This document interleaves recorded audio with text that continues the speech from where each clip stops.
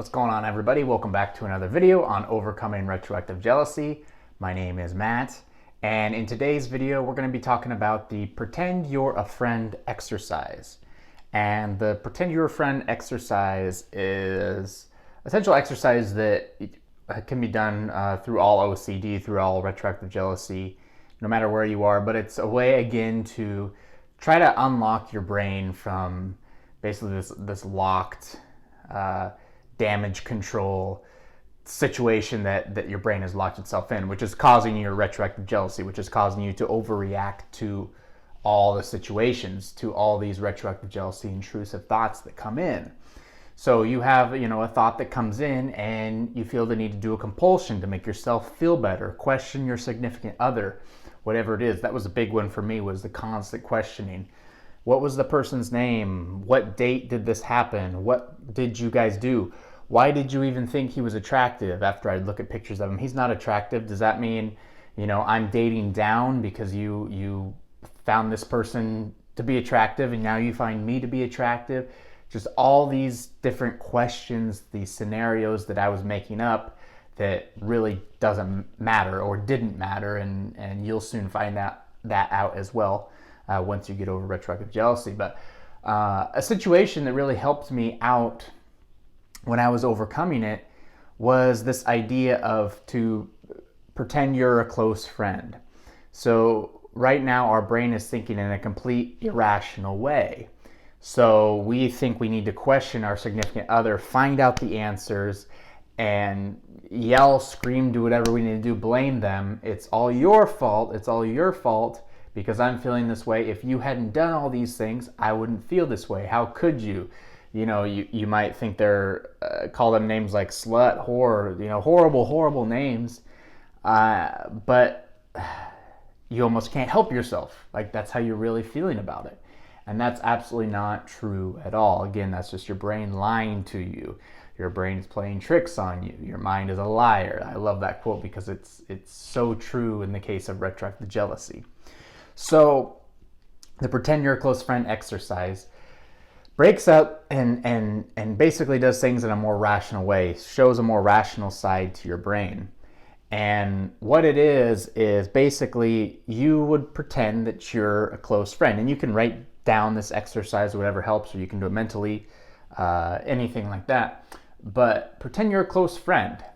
And what would a close friend tell you? What advice would they give you right now if you're really going through these area where it's just so painful and you're trying to pick and pry and question your significant other and do all this stuff? What would your best friend tell you? What advice would they give you?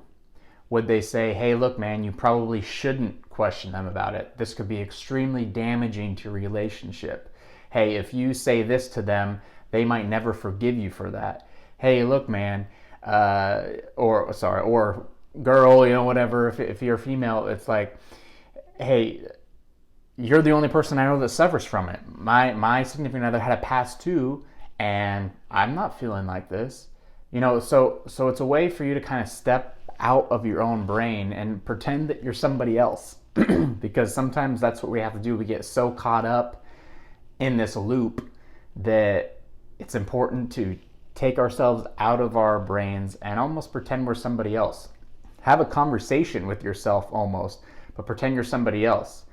And that should kind of hopefully put you back down to a normal level, or at least see things from a normal level. I understand your nervous system is ramped up right now, so it's hard, but at least that gets you more to a rational idea that, hey, if there was somebody giving me advice or telling me or looking in, this is probably what they'd say. I'm being completely irrational right now. There's no reason for me to question them. There's no reason for me to say this. This is not their fault. If I do these things, this is going to have a long-term damage on my relationship, so I should stop doing these compulsions. I shouldn't be researching on Facebook or going into my significant other's phone and trying to find answers, because that's long-term effects for a very short-term relief.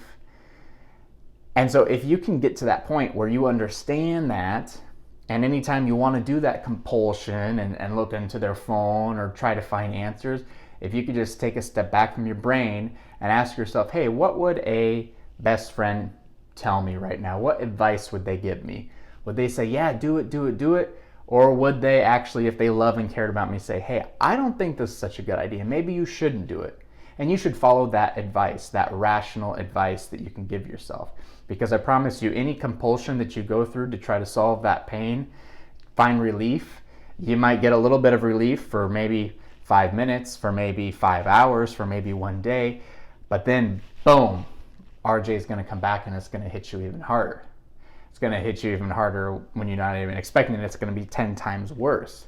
So the only way to really get over this thing is to face it head on and not give into those compulsions. Really feel the pain, really let that anxiety in, but do not go through the thought. Do not explore the thought. Do not question yourself. Don't let it come in and take control of yourself. Don't let it seep up into your mind and play games with you, because it's all a lie. And as soon as you get to that point where you can let the thought in, feel the pain, and then refocus on something else, you've now taken control back of your life. You've now taken back control of your brain.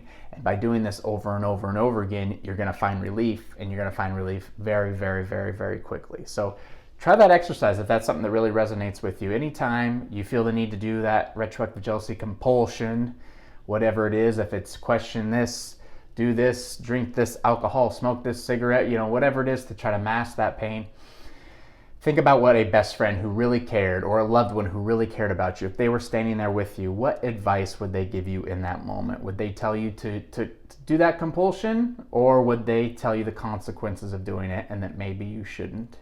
And if you continue to do that and you can continue to stop yourself, you will overcome retroactive jealousy. I promise you that. So hopefully that video kind of helps you put things into perspective a little bit for those of you that are really locked in and lost in your own mind. Take a step back from it and just imagine an advice that somebody else would give you. At least that'll give you a little bit of relief stepping out of your mind, but will also kind of put things in perspective in the long run of what you need to do to get over this retroactive jealousy dragon, this annoying latched on leech once and for all. So once again, guys, if you want a little more one-on-one time with me, question and answers, things like that, you can subscribe to the course. It's about $10-15. That's the link below. Also, I have the Facebook group coming up. We're almost at 100 members. I think we're at like 99 members when I last checked. So if you want to be the 100th member, click the link below and become a member of the Facebook group. You can ask questions, help each other out. People are posting daily in there. We're really kicking it up a notch, and I'm so happy about that. And of course, subscribe for more videos. I promise more retroactive jealousy videos to come to help everyone overcome. Because again, when I was suffering for, God, the years and years and years, of 13, 14 years that I wish I had somebody on YouTube or something that was just telling me what I needed to do to get over it. None of this mumbo jumbo, none of this do that. If someone could tell me straightforward what I needed to do, it would have been so much easier. So this is me letting you know this is how I got over it. So please subscribe for more videos, more to come. And until then, hope you all take care. See you in the next video.